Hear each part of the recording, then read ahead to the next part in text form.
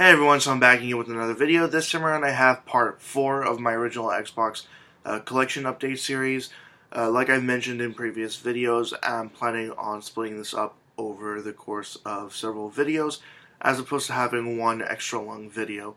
So in each video I'm going to be talking about 15 games in my original Xbox collection going in alphabetical order. So in this video I'm going to be looking at my games from about the letter K to the letter M.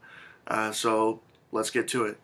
The first two games that I want to show you guys are both in the same series, and they're okay games, but there is a more recent release in this series that just came out on the PS4, but most people are probably just not aware of it. It's Kingdom Under Fire: The Crusaders and Kingdom Under Fire: Heroes. This one here is the follow-up to this one here. There were other ones that came out before, but I don't quite remember if they were on console or if they were PC only. These games pretty much play like Dynasty Warriors, but obviously you have sort of knights and stuff going on rather than ancient warriors of other kinds. But yeah, there's those two. The next game here is an action adventure kind of game based off of the story of King Arthur and Merlin and all of those characters. It's Knight's Apprentice, Memoryx Adventures. Have not had a chance to play this yet, but it did look kind of interesting, and I do like King Arthur, so I thought might as well check it out. And it's an original Xbox exclusive game, so why not go for it? Next game here, I picked this up recently, and what I can best describe it as is that it's a 3D sort of party fighting game, but it's just kind of average. But it's an original Xbox exclusive, and it's been published by Microsoft Game Studios, so I thought I'd grab it anyways. It's Kung Fu Chaos. Next game here is from a series that I have played a decent amount of, but I've only played really just one full game in the series and a little bit of other ones. The game that I have played is Legacy of Kain Soul Reaver. This one here is Legacy of Kain Defiance. It's the last one in the series, and this game here, just like the other ones, is an action-adventure game. There's some platforming, pretty interesting skills, some telekinesis in there as well. And in this one here, if I remember correctly, they go back in time. That is the main character and someone else. I don't quite remember right now, but they go back in time to stop something from happening. And from my understanding, there might be another game in the series coming out soon, but a lot of the times when there's sort of mentioned that an old series is going to be revived, it's pretty much just a maybe, maybe not sort of situation. So hopefully if they do come out with a new Legacy of Kain game or just anything else in the series, I'd really appreciate that. The next game here, lots of controversy behind this game. Very bloody, very graphic, very gory. Manhunt. Just a very, very violent, gross game. But had to have it. Next game here, not the biggest fan of it. Didn't like the sort of original characters added to this series. It's a Marvel game with a whole bunch of Marvel superheroes and villains in it, including Wolverine, Spider-Man, Iron Man, and I can't remember if Captain America was in it or not, but almost certain he was at least somewhere in the game. But it also had original characters put in the game by EA, the company that made the game. It's Marvel Nemesis Rise of the Imperfects. It kind of plays like Power Stone, where there's like you can use the environment, you can use it like weapons and stuff like that, but it just doesn't look that great, and the characters that they made up for this game as well just aren't that great.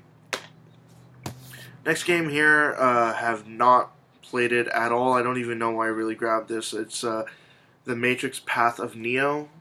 Just, I suppose, a movie license game. Maybe some kind of action kind of game, but I haven't actually played that yet.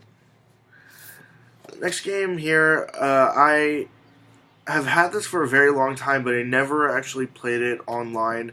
Back in the day, I didn't really have good internet, and also I didn't have Xbox Live, so couldn't really play this online. But what was available to play in this game was halfway decent. It's Mech Assault 2 Lone Wolf. It's sort of like a mech suit shooter. Don't know why I messed that up, but it did have a lot of sort of online play as well, but never really got to test that out myself. Next two games here are Medal of Honor European Assault and Medal of Honor Rising Sun. Just gonna skip right over those ones. On to the next game here, Metal Gear Solid 2 Substance. This one here is pretty much just the same as Sons of Liberty on the PS2, but it does add a lot of extra content. If I remember correctly, they released this, I want to say something like a year after Sons of Liberty on the PS2, but I really don't remember at this point. But they added a whole lot of other missions and unlockable content as well. So, at least back in the day, with certain Xbox games, because they had to put more time into making them for the Xbox, they did add more content to original Xbox games as compared to PS2 releases, but it's not always the case, but it usually was the case. The next two games here, I really like this series. I've been playing it for many years. It's one of my favorite run and gun kind of games.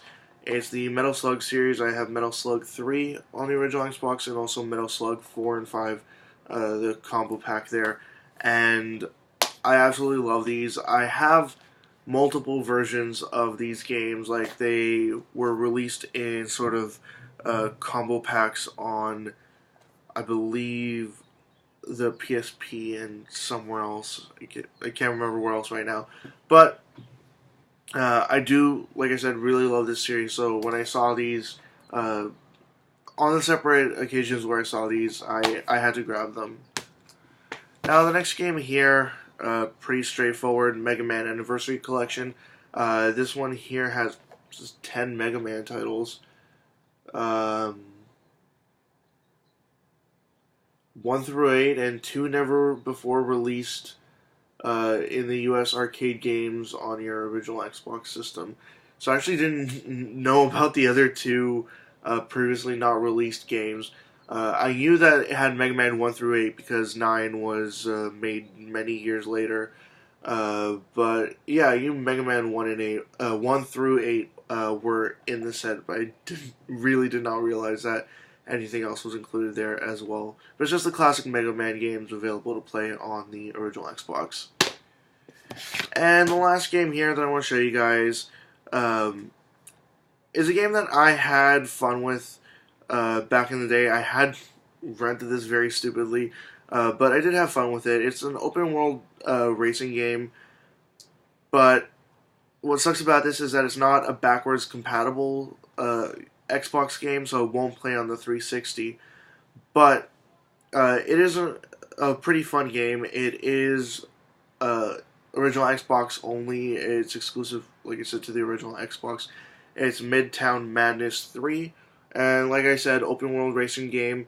Not cartoony in style, but the feel of it is pretty sort of more wild than realistic. And I kind of like that about this game here. And I think if I remember correctly, the other, like the previous releases in this series were PC only or multiply games.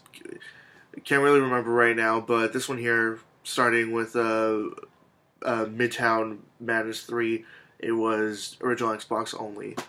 But yeah, that is part 4 of my original Xbox collection series. As always, leave comments in the comment section below. Anything you'd like to say, comments, questions, suggestions, ideas, anything at all, and I will get back to you as soon as I possibly can. Check out my Facebook, Twitter, and website. They're all linked in the description below, and also linked in the description below is a link to my 500 subscribers contest. Check that out if you like, and that's it. See ya.